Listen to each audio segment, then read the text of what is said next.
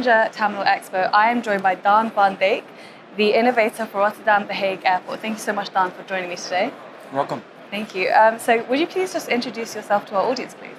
Yes, so I'm Daan van Dijk. I work at Rotterdam Hague Airport in the field of innovation. Mm-hmm. Fantastic.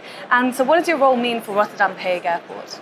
It basically means that we, together with my colleagues in the team, that we work on integrating new forms, more sustainable forms of aviation on the airport, basically being SAF, battery electric and hydrogen aviation. Mm-hmm. We do that as being part of the Schiphol group, but as a fairly smaller airport, by being a more or less innovation platform for the whole group. Fantastic. And so Rotterdam Airport commits a lot of work to exploring sustainable fuels and green innovation. For example, the airport launched the Dutch H2 Aviation Hub program, which encourages cross-party collaboration to develop hydrogen at airports. Would you tell us a bit more about this program and any other projects the airport is working on? Definitely. So it's an overarching program that aims to set up the collaboration between the parties that produce and import hydrogen towards the parties that use hydrogen in aviation. So basically the OEMs and the operators and the airlines. We know that the complete value chain to make hydrogen aviation work needs to be developed, as it's completely new for aviation, and that airports play a crucial role as being a center point between the users, OEMs, airlines, fuel suppliers, and on the other hand, strategic partners in the production and import field of hydrogen. Okay. We therefore set up multiple projects. For instance, the realization of a liquid hydrogen storage facility, the refueling of retrofitted aircraft, being a Sling 4 by the Aero Delft team, but also smaller aircraft by the TU Delft and Royal NLR. Okay. Demonstration flights with Zero Avia, Right. The development of a hydrogen refueling station for vehicles. Okay. So many projects on hydrogen to learn and from this new type of fuel at airports. Basically. Yeah, so I understand you work more as enabling green aviation for multiple stakeholders. We see ourselves as a facilitator. Facilitating the role of facilitating innovation within this ecosystem at our airport, and also sharing those learnings within whether it's a European project, a more local project, also with other airports and other stakeholders in this specific field. Okay, thank you. So collaboration was recently made between the airport and Airbus Zero E. What was the project exploring? What did it achieve? Yeah, so we basically follow the Airbus Zero E roadmap. Right. So we aim to do this to become basically ready for the introduction in 2035 of these hydrogen-powered aircraft. So we collaborate with them on basically the roadmap and the dot on the horizon to make airports ready for hydrogen by that date. Basically. Yeah, okay. So Shell and Rotterdam Airport signed a long-term agreement to blend sustainable aviation fuel on all aircraft starting in 2024. The airport is set to accelerate its efforts by setting itself a maximum extra target of 8% to meet the more ambitious goal for the whole of the Dutch aviation sector, 14% by 2030. Why did the airport do this, and what has been the progress of this commitment so far? Yeah, that's correct. That's ongoing right now at the airport.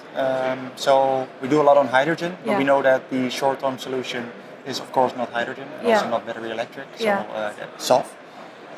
We also know that there's a tipping point with regards to the production and giving the assurance for parties that produce SAF that they have a clear volume that they can supply to certain airports and off-takers in this way. So with this aim, we try to reach the higher ambition goals of the Dutch aviation sector, but also try to stimulate the production side and the end user side to make SAF more available and lower the price eventually in the long term. So what does the stimulation look like on both sides? Could you give us practical examples? A practical example is the extra blend-in on top of the EU mandate. Okay. And a shared responsibility by different users at the airport. So being business aviation, commercial aviation, with all different shares in the whole. Fantastic. So what do examples like this demonstrate of the airport's attitude towards sustainability? Are one of the 10 airports that are level 5 airport carbon accredited. Right. So that means that we did a lot in our scope emission reduction, but also have a clear roadmap towards becoming net zero in 2050. Yeah. So think of the ground material vehicles, ground service equipment, electrification of those, but also the collaboration with, for instance, these parties in this Dutch H2 aviation program on hydrogen, the introduction of a battery electric aircraft at one of the flight schools.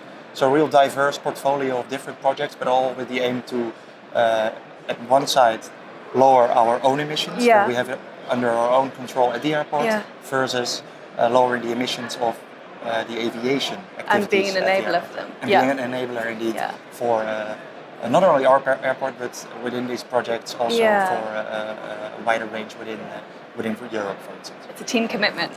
Definitely.